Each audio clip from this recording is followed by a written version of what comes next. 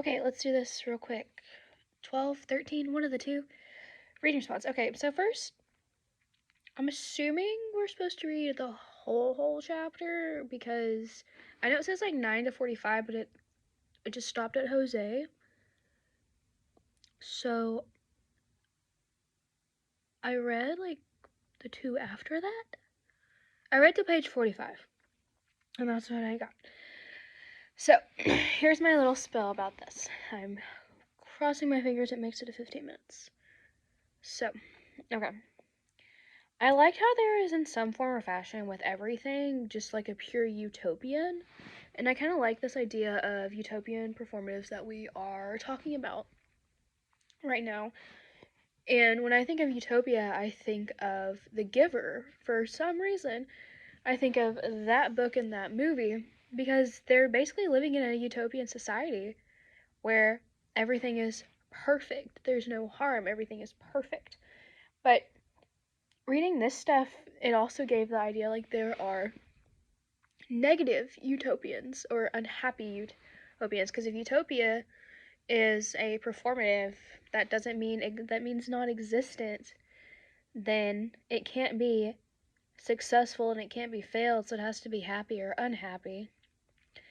So I liked that we have seen a more negative utopian with this article and stuff. Well, I guess The Giver is kind of if you haven't seen The Giver, read The Giver, I highly recommend it. It's a good book and it's a good movie. I normally do not like adaptations of movies or of books, but The Giver is a good one. I'll give The Giver a good review. So I like the first part with Jose's article, piece, chapter. I don't know how to describe it. That we're talking about like the stages, like, oh, it's just a stage, or oh, it's just a phase.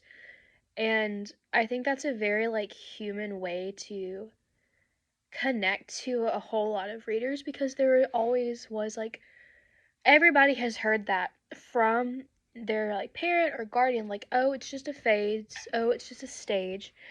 Even like now you go through different stages of life. And so I thought that was a very good way to tie it to just somebody that's not tradition in academia, if that makes sense. I also like how they're talking about like a utopia as both a physical and like metaphorical stage. So like those stages that you would cross, or the stages that are more like ceremonial, more ritualistic. And then I thought it was interesting how they kind of redirected a lot of some stuff to like imagination as a performative and as a performative of a utopia. And that's like kind of true, because when you're a little kid, you have like you imagine like what the perfect friend would be, or like the perfect partner, and that's like what you go on. And when you play like role playing games online and you get to build your partner, it's like the perfect partner, and like you're imagining that kind of happy utopia, and you can play out your life and see how what your life would be if you did end up with them. It's all sunshines and rainbows. And I don't know if I'm reading too deep into this. Maybe not. Maybe I'm not reading deep enough. But when he's talking about the different elements of his piece, with like the punk rock, the emo, the different types of like physical staging with like the lights, the glitter, the hubcap, isn't that like a mask of some sort, where like it's this wannabe, like we show it on the outside of this conscious performance that like, oh, we're happy, oh, this isn't a phase, and we're like super over the top with it to prove to people it's not a phase.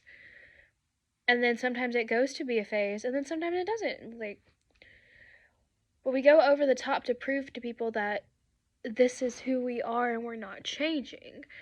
So, but then if we're constantly going over the top, doesn't it become like a constant mask that we can't let down, or our guard can't be let down, to be like more of a human aspect rather than a word not coming aspect? So, yes. So, I really liked this part, and I think I've said like it really like 5 times the past like 5 minutes. But when he's talking about utopia allows us to see moments of past and moments of future, it's kind of like cool because like you get into the utopia. So like say you're in utopia, you're in like a perfect setting and you want that future to be perfect, so you do everything perfect, but then you look back and you're not out of the like you're in a different moment, but you can still see the past and like there are quarrels, but for some reason utopia, we're always thinking about the future, so it doesn't let us like sit very long in the present. Is kind of where I am getting some stuff of that. And that we are waiting and waiting and waiting for that moment to keep coming, so we're never living in the present, we're always living in the future, so it makes the utopia seem more perfect, especially if we keep looking back on all the bad and we have like this perfect little thing that we're constantly making perfect and we want to keep it perfect, so we're constantly improving it, where you never just sit and let it just be for a second. The pop culture, I don't know if I disagree or agree with this, where it's like pop culture allows us to perform and rehearse our identity. So I don't know if that makes sense or not. Because on one hand I can agree with it, like part of my identity as a cosplayer is to cosplay as certain pop culture figures, as certain pop culture this, and this, but then like I'm only rehearsing that part of my identity when I'm in pop culture. I'm not rehearsing my full identity. Because pop culture is only part of my identity and not the big picture of my identity, if that makes sense. And so I can agree with it as like where we perform and rehearse part of our identity, but I don't know if I read it wrong where it's talking about, because when I read it, it sounded like pop culture, we are rehearsing our full identity. Like we can have a lot of our aspects of our full identity, but we can never really be our like full self in any kind of aspect, or the world will go cray cray. So this is going back on my notes. It's like utopian performatives can be both past and future. And it goes back to utopia's allowed us to see like all what we've come of in the past performatives that we've either made unhappy or we've made happy, and it's a constant like progression, but it never stops moving, so we can see future moments of what is about to come and stuff like that. So yes, there is that aspect of this. Then there's also, and I like that how it shows utopian shows like a past structure, future, that shows us a past that is structured in future, or that structures future feelings and emotions. This is me going back to The Giver. You watch that, he's going back to, this man is trying to give these memories to another child, and he's going back and seeing color and showing what happened in the past to structure how this dude feels about his future.